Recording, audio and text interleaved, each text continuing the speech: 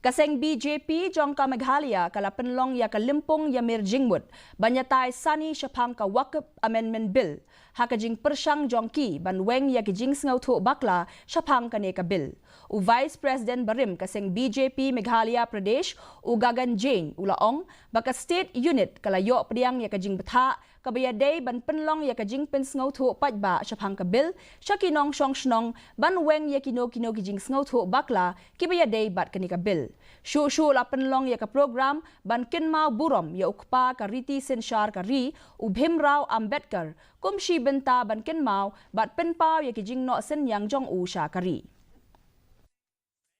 We were enlightened, we were told that we have to take the truth about the Waqf Amendment Act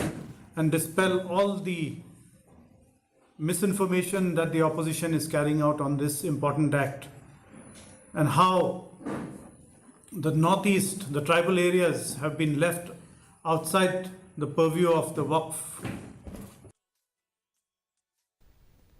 U simbut Menteri Rang Ba badai pet